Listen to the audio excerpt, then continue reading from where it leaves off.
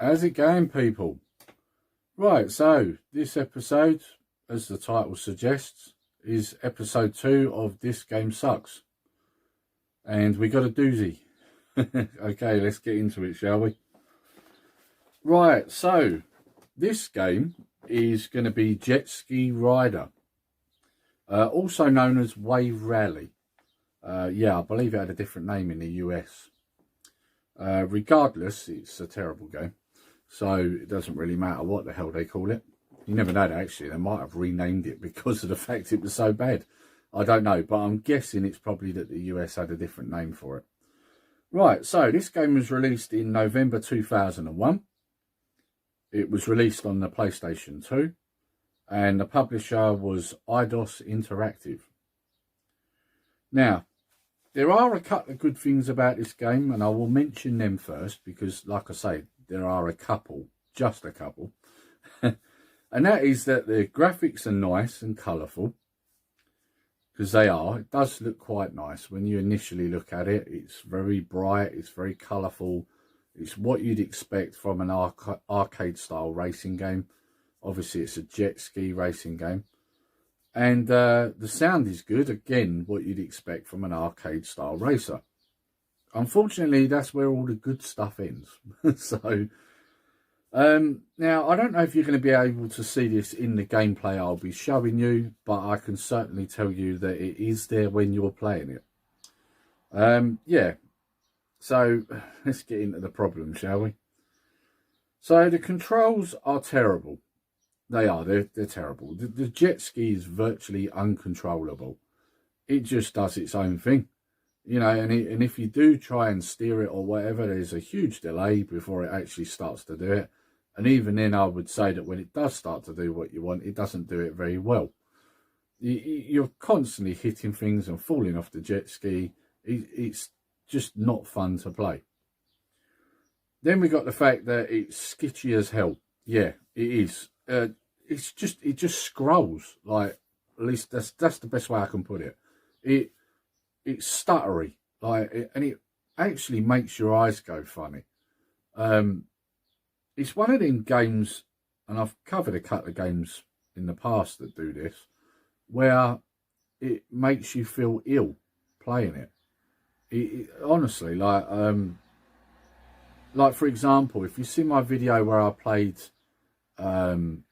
Super Mario Kart on the V90, if you saw me play that with the original firmware that was on it, you would have seen it stuttering and, you know, just made me feel ill playing it. Same as F-Zero on there as well. Same difference with this. It's exactly the same. It stutters so bad. Like, your eyes can't really keep up with what's going on. Like, and like I say, you feel almost motion sickness, which is funny because, you know, it's on water, and you could say you kind of feel a bit seasick playing it. Honestly, it's just terrible. So, yeah, controls are bad. It scrolls really bad.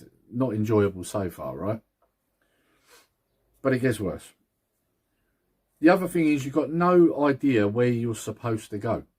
Like, with a lot of racing games, you've got an idea of where you're going. And even if it's not too clear on where you're going, you normally, with arcade racers, will get either other people you're following, or you'll have like an arrow that appears that you follow, right?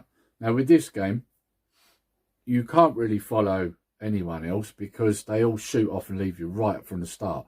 And this is on the easy setting. Like, so you've got no chance of following anybody. And you've got no arrow pointing you where you've got to go. So you miss boys. You're not really sure if you're going the right direction. It's just not enjoyable at all. And this is right from the get-go, right from the start. So, you know, most games sort of ease you into it. This one doesn't. So, this had a score of 7.1 with IGN. I actually think they scored it too high. I would have scored it way lower than that because I think it's terrible. It's just a really bad game. This game does suck.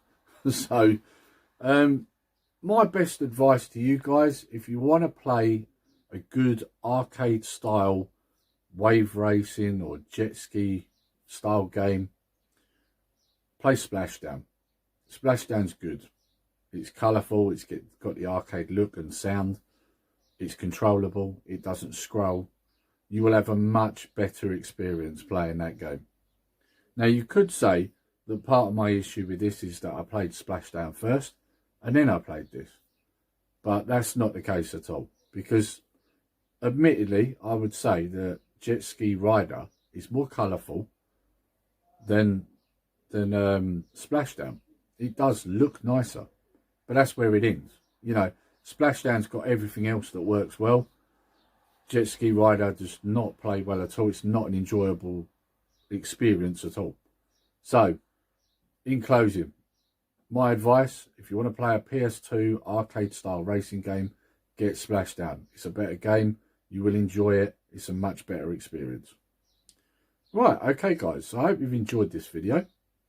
Like I say, there was a bit of gameplay playing. I'm hoping that it showed up in the gameplay, just how bad this is. Sometimes it doesn't always translate as well to camera as it does when you're actually playing it. But, you know, trust me, it's there. So, yeah, all I'm going to say is if you've enjoyed this video, please like, share and subscribe. And also hit that notification bell. When you do, click all so that you get a nice little notification to let you know when we've uploaded a new video. And I'm going to keep it short. All I'm going to say is take care, stay safe. Nerdy Geezer out.